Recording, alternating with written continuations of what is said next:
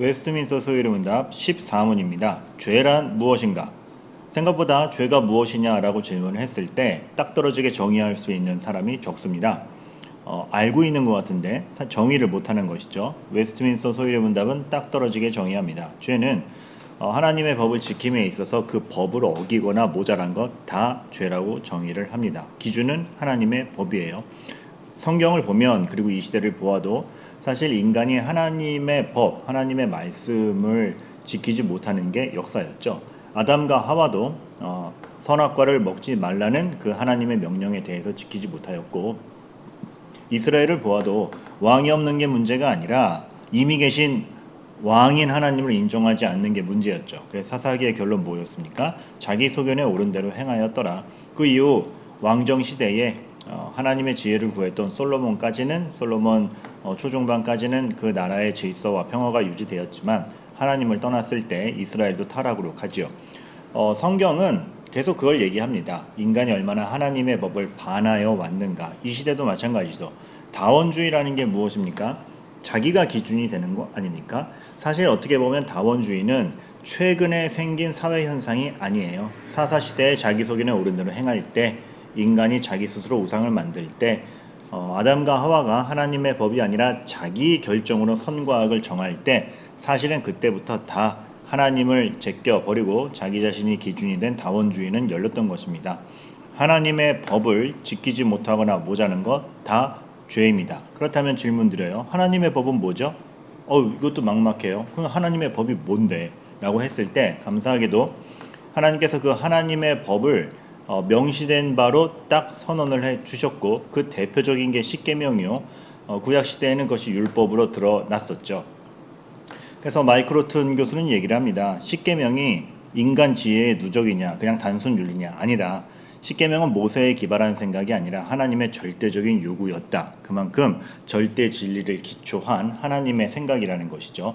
인간의 아이디어의 누적으로 인한 사회 운영 방침이 아니라 하나님의 성품과 하나님의 지혜가 담긴 절대적 요구다. 얘기하고 있는 것입니다. 근데 여기서 이제 요구다 이렇게 얘기를 하면 우리가 또 본능적으로 이 강압적이다 라는 느낌이 딱 와요. 그러나 하나님께서 십계명을 주실 때 어땠습니까? 어떤 그 율법을 주시고 십계명을 주시기 전에 막 이거 해 요구 이전에 자기소개를 먼저 하셨죠. 그리고 그 요구를 받아들이는 이스라엘과 하나님 백성과 하나님의 관계를 먼저 얘기를 하시지 않았습니까? 나는 너를 애굽 땅 종되었던 것을 이끌어낸 억압하는 지배자가 아니라 너희 아버지로서 왔다. 난 너희 사랑하는 하나님이다. 그리고 너희를 죄로부터 꺼내서 참 소망을 주고픈 하나님이니 함께 가자 라는 의미에서의 요구인 것이죠. 사랑하는 사람과 결혼을 해서 결혼관계로 들어갈 때 남편됨 아내됨의 요구는 강압이 아니라 사랑으로 인한 자발적 실천이듯, 그것을 보여주기 위해서 하나님은 자기소개와 관계증명을 먼저 하셨었어요. 그리고 이 율법은 단지 규칙의 나열이 아니라 하나님의 선하심, 공의하심이 묻어있는 그런 하나님의 성품이 반영된 것으로서 지킬 때 오히려 더 복된 상태로 갈 수 있는 것이었죠. 이와 관계된 것으로 마이크로튼 교수가 책을 썼는데, 그 책 제목에서도 벌써 고수들은 제목부터 잘 정합니다. 거기서부터 이런 생각이 딱 반영이 되어 있어요. The Law of Perfect Freedom. 자유 나오죠. 자유. 십계명을 보는 데 있어서, 십계명을 파악하는 데 있어서 그것이 어떤 강압적인 규율이 아니라는 것입니다. 구원을 쟁취하기 위해서 지키는 법이 아니라 구원을 얻은 이가 새로운 성품으로 그 자유와 그 자발성과 기쁨을 가지고 해낼 수 있는 것, 그게 십계명이라는 거죠. 하나님 앞에 의인이 되어서 정말 의로운 일을 기쁘게 사랑으로 할 수 있는 것, 구원을 얻은 이가 얼마나 그 자유로움을 의미 있게 쓰는가, 그것이 십계명이지 절대로 우리에게 있어서 어떤 이렇게 우리를 쪼아대는 그런 답답한 규율이 아니라는 것을 잘 얘기하고 있습니다. 그래서 이 책은 참 읽어볼 만한 책 중에 하나예요. 이러한 부분 사실 이미 설명했었습니다. 좀 더 구체적인 내용을 원하시는 분은 웨스트민스터 소리문답 5문에서 하나님이 십계명 주실 때 얼마나 압제하는 왕이 아니라 아버지로서 왔나를 강조했는지 참고하시면 좋을 것 같고, 2문 설명에서도 그 선악과가 그냥 단지 이게 테스트가 아니라, 테스트는 맞죠. 그런데 너 어떻게 하나 보자 이렇게 불합격, 합격 주는 그 시험으로서 갖고 놀려던 그런 불순한 의도가 아니라 얼마나 하나님을 사랑하고 의지하고 신뢰하는 지표로서 주어진 것이었는가 설명하고 있으니까 참조해 보시면 좋을 것 같습니다. 그래서 이러한 모든 하나님의 법에 대한 지킴은 창조자 하나님을 인정하는 것이고, 그 하나님이 선하시고, 그러니까 나쁜 의도로 우리에게 하는 것이 아니라 정말 우리를 아끼시고 구원하는 사랑의 하나님으로서 주신 것이라는 것, 그리고 그 하나님의 전능에 대한 우리 인생을 책임지는 것에 대한 믿음으로써 지키는 것이고, 그렇기 때문에 하나님과 나와의 관계에 대해서 바르게 이해하고 인격적으로서 신뢰하고 순종하는 것, 이것이 하나님의 법을 지켜 나아감이지 어떤 규칙에 대한 OX는 아닌 것입니다. 출석을 했냐 안 했느냐가 아니라 어떠한 마음으로 함께 하느냐에 대한 지표라는 것이죠. 그래서 예수님께서도 하나님께서 가르치신 것이 무엇이냐, 뭐가 최고의 법이냐라고 했을 때, 하나님의 율법을, 하나님의 모든 법을 요약하면 이거 두 개 아니냐라고 마태복음 22장 37절 40절에서 말씀하시지 않습니까? 뭐예요? 주 너의 하나님을 사랑하라, 온 마음을 다해서, 그리고 네 이웃을 네 몸과 같이 사랑해라. 이것으로 요약되는 것이죠. 그러니까 그 규율 사이에 행간에 묻어있는 것은 인격적인 사랑이요, 하나님에 대한 신뢰요, 하나님을 누구로 알고 취급하는가, 그리고 하나님의 자녀로서 살아가는 이 세상에 무슨 가치를 두어야 되는가, 이러한 고급한 원리들이지 규칙의 OX, 출결 불출석에 대한 그러한 체크리스트는 아니라는 것, 우리가 다시 한번 보게 되는 것입니다. 그런데 여기서 잠깐, 우리가 오늘 이왕 이렇게 하나님의 법이라는 의미를 아는 데 있어서 요거 한번 이 개념 정리하고 갔으면 좋겠어요. 오늘 이 14문과 직접적 연관이 있는 건 아니지만 주제가 나온 김에 한번 정리를 좀 해볼 필요가 있는 것이, 자, 우리는 알고 있어요. 성경이 구약과 신약으로 구분되어 있는 것, 시대적으로도 예수님이 오시기 전에 구약과 예수님이 오신 후 신약 시대로 나뉘어 있는 걸 압니다. 그래서 구약은 모세를 통하여 받은 율법을 기준으로 되는 다스려진 시대이고, 신약은 예수 그리스도께서 율법을 폐하시고 예수 그리스도의 피로 말미암는 믿음, 복음이 전해짐으로 유지되는 것이 신약 시대임을 알아요. 근데 질문 하나 드려요. 그러면 구약은 율법의 시대이고 신약은 복음의 시대이다, 이렇게 딱 구분 지을 수 있나요? 틀린 말은 아닌데 이렇게 단정해버려서 이분화시키면 안 됩니다. 왜냐하면, 자, 구약에도 율법으로 다스려지지만 율법의 행간에 복음의 그림자가 다 묻어있는 것이죠. 율법 속에 하나님의 성품과 하나님의 계획과 그리스도의 그림자가 묻어 있어서 율법 안에 복음이 있는 것입니다. 신약 시대에도 예수 그리스도께서 그렇기 때문에 율법을 폐했다, 아니 난 완성하러 왔다 라고 하는 의미가 거기에 있는 것이죠. 그림자를 선명하게 해서 더 밝게 보여주고 더 완전하게 하는 것이지, 그렇기 때문에 신약에서도 복음의 시대이지만 그 율법의 정신이 남아있다 라는 것을 말씀하시는 것입니다. 그래서 구약시대의 율법으로 명하셨으나 율법 속의 그림자로서 복음이 깃들어 있고, 그리스도로 율법이 완성되어 복음이 선포되는데, 복음으로 자유를 얻은 이들은 자유로운 기쁨으로 율법을 행하게 되는 것입니다. 하나님께서는 계속 같은 의도와 사랑으로 역사하고 계시고, 하나님께서 주시는 율법과 복음은 분명한 연계성을 가지고 있으며 한 하나님께서 한 통치 속에서 이어가시는 것이지, 상황에 따라 무엇이 더 부각되느냐, 무엇이 더 먼저 인식이 됐느냐 차이만 있을 뿐, 구약에는 복음이 없다거나 신약엔 율법이 소용없다라는 식의 오해는 하지 말아야 되는 것입니다. 하나 더 구체적으로 알아야 될 건, 율법은 도덕법, 그러니까 십계명을 기초로 한 하나님의 백성이라면 이렇게 살아야지에 대한 도덕법이 있고, 제사 방식이라든가 절기에 대한 의식법이 있고, 사실 구약 시대에는 이스라엘을 하나님의 백성으로 따로 떼어놓은 것으로 시작했기 때문에 이스라엘만 가지고 있는 시민법이 있었어요. 신약 시대로 넘어오면서 예수님으로 말미암아 어떤 선민 의식이나 그런 의식들이 다 개편되었기 때문에 의식법과 시민법은 사라졌습니다. 그러나 의식법 안에 묻어있던 정신은 유지되는 것이죠. 피해값, 그리스도로 말미암은 피해값, 할례가 세례로 바뀌고 의식의 형태가 변한 것이지 의식 속에 묻어있었던 영적 의미는 다 살아있다는 걸 우리가 알아야 되고, 시민법도 다 없어졌죠. 없어졌지만 우리가 하나님의 자녀로서 그 시민법이 추구했던 바 하나님의 사랑과 의로움에 대한 추구는 여전히 있어야 되는 것입니다. 그렇죠? 그런 가운데 십계명에 묻어있는 하나님의 성품, 그 도덕법, 정말 그리스도를 믿음으로 의인된 자가 의롭게 살아가고 사랑을 실천하며 살아가는 것이 무엇인지는 다 이 속에 녹아있고 실행해야 되는 것입니다. 이렇게 볼 때에 우리는 너무 이분법적으로 구약과 신약을 나누면 안 되고 이 연계성을 분명히 보아야 하는 것이며, 얼마나 하나님께서 일관적인 태도로 역사를 다스려 오셨고 그리스도를 보내심으로 완성해 가셨는지 우리가 또 알게 되는 것입니다. 그래서 구약이나 신약이나 그 모든 말씀이, 그리고 그 하나님의 법의 근간에 주 너의 하나님을 사랑하라, 그리고 이웃을 내 몸과 같이 사랑하라라는 기조가 있음을 우리는 다시 한번 알게 됩니다. 또 이제 이렇게도 볼 수 있어요. 지금 같은 구분 말고 또 이렇게도 볼 수 있는데, 사실 구약 신약이라는 것은 어떻게 보면 타락 후의 역사 아닙니까? 근데 아담과 하와가 선악과 따먹기 전에, 타락 전의 상태를 보면 이렇게 또 놓고 구분하면은 언약 신학자들이 구분했던 개념이 뭡니까? 행위 언약과 은혜 언약이라는 개념이 있어요. 타락 전에는 아담이 행위로서 선을 행할 능력이 있었기 때문에 그 행위로서 하나님과의 언약 관계를 유지해 간다. 그래서 행위 언약이고, 그 이유는 우리에게 타락 이후에 우리가 하나님을 볼 수도 없고 하나님의 법을 지킬 실행할 능력이 없기 때문에 그리스도로 말미암아 은혜로 출발하여서 그 언약이 유지된다라는 행위 언약과 은혜 언약의 구분점이 있는데, 사실 이것이 하나님의 의도가 바뀌었다라는 개념은 아닙니다.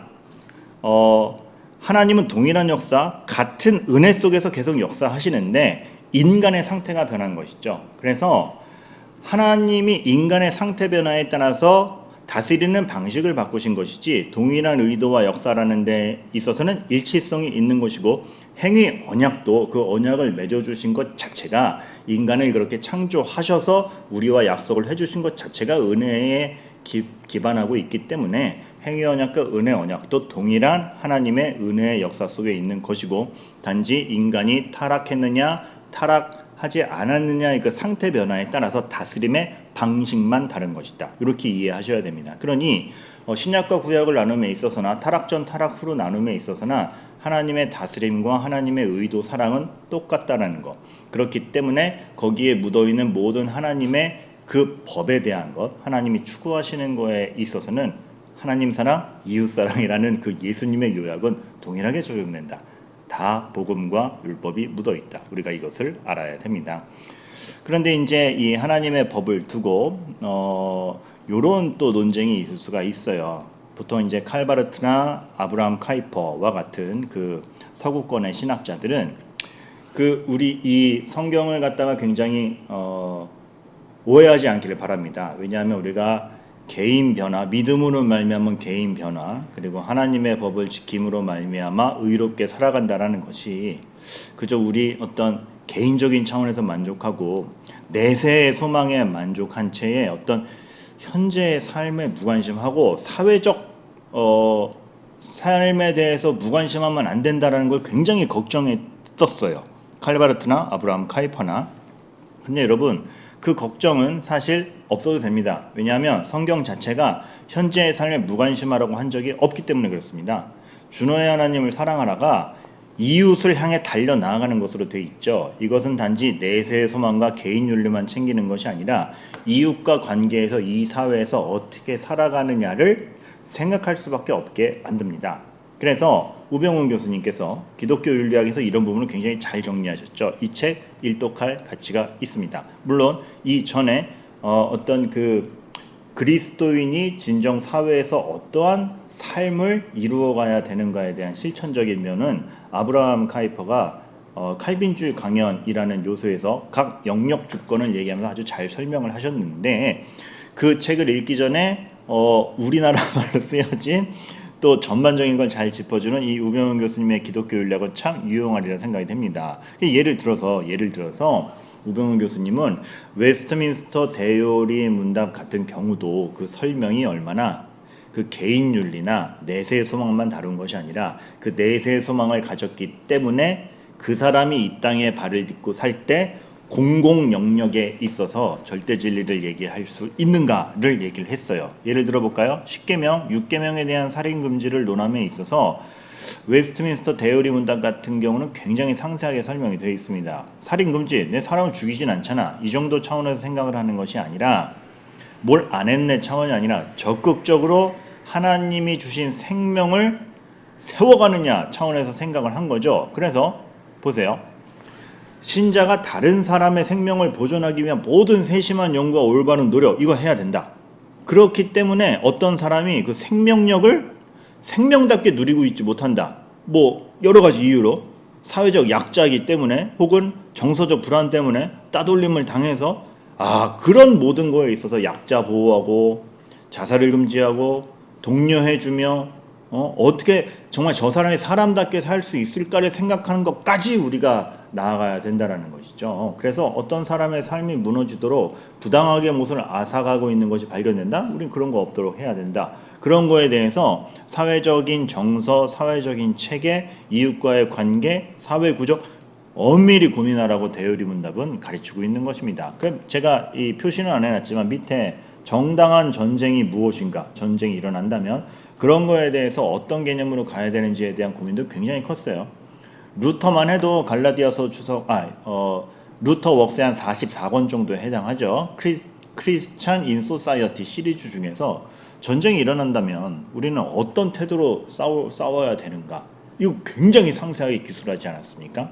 그런 고민과 숙고가 있어야 된다는 것이죠. 그리고 그런 면에서 우리는 복수를 기준으로 사회관계를 생각하면 안 돼요.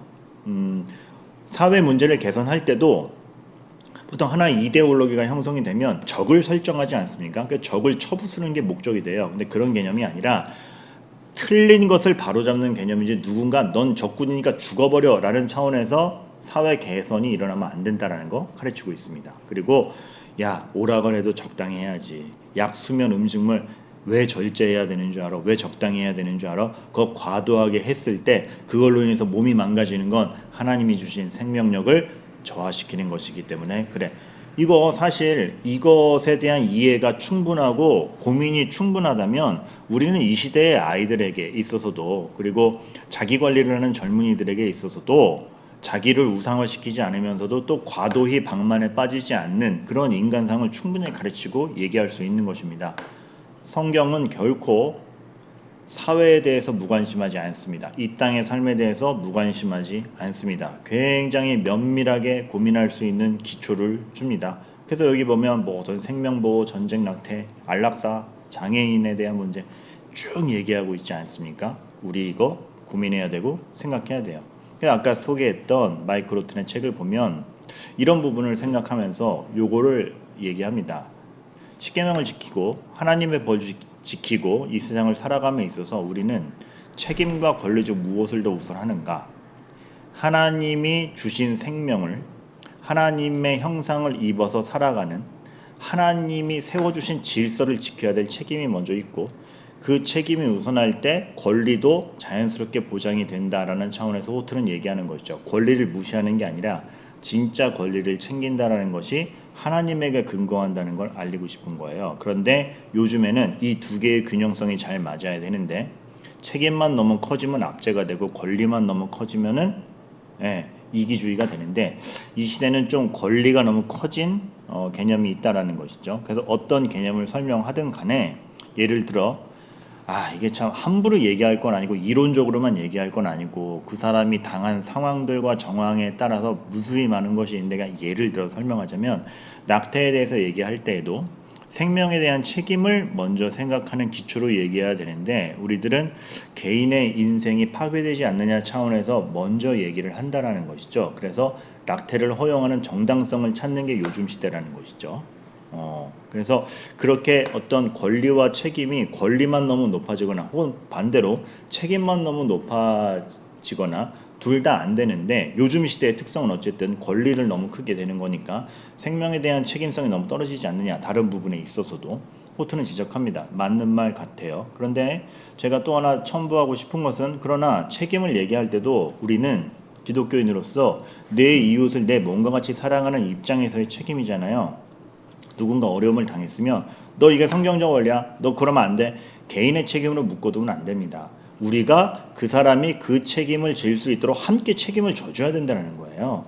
그러니까 내일같이 여기면서 그 사람의 홀로 떠안는 문제로 여기는 것이 아니라 같이 책임을 져줄 수 있는 각오 가운데 책임을 얘기할 수 있느냐. 그러면서도 그 책임을 다하면서도 개인의 인생 누림이 파괴되지 않도록 후원해주고 지원해줄 수 있는 뭔가가 있느냐. 이거에 대한 대책과 고민이 너무 없죠. 두 가지 문제가 있다고 봅니다. 책임만 너무 강요한 채 자기는 아무것도 같이 져주지 않으면서 어떤 개선도 해주지 않으면서 책임만 묻고 도덕적 죄책감을 유발하는 거 안 됩니다. 그런데 너무 개인의 인생 누림만 강조한 나머지 책임을 경감시키는 거 이것도 안 됩니다. 이 균형성이 무엇인지 그리고 거기에 있어선 타인의 문제도 우리의 문제로서 함께 인식되는 가운데 우리가 함께 지는 짐으로 가져가야 되는지 하나님의 법을 지킨다는 거 아주 무게 있는 것입니다. 우리는 어설픈 위로도 하지 말아야 되지만 어설픈 조언으로 상대방의 잘못을 들추지도 말아야 되는 그러한 되게 어려운 문제가 우리 앞에 있는 것이죠. 근데 너무 쉬워요. 지금 너무 다 쉽게 얘기하고 있어요. 많은 고민거리들이 지금 이 사회에 있습니다. 자, 그래서 오늘 하나님의 법이라는 문제를 기준으로 살펴보았습니다. 죄란 하나님의 법을 어기는 것이에요. 또 모자란 것도 그래요. 그러니까 전념을 다하여 하나님을 사랑하지 못한다면 어설프게 살아가면 그것도 죄에 들어갈 수 있다라는 경고가 있는 것이죠. 피해만 안 주면 되지 뭐가 아니라 상대방을 살릴 정도로 사랑하느냐 이 다른 문제 아닙니까? 하나님의 법을 어기는 것과 모자란 것 다 죄입니다. 우리가 이 죄에 대한 개념을 바르게 알매 있어서 상대적으로 그렇다면 하나님의 법이 무엇인가를 선명히 알아야 되겠고 그에 따라 세상을 정말 하나님의 백성으로 살아가는 그 무게감과 생각거리가 얼마나 많은지 알게 되는 계기가 되기를 바라는 것입니다. 오늘은 여기까지 하겠습니다. 감사합니다.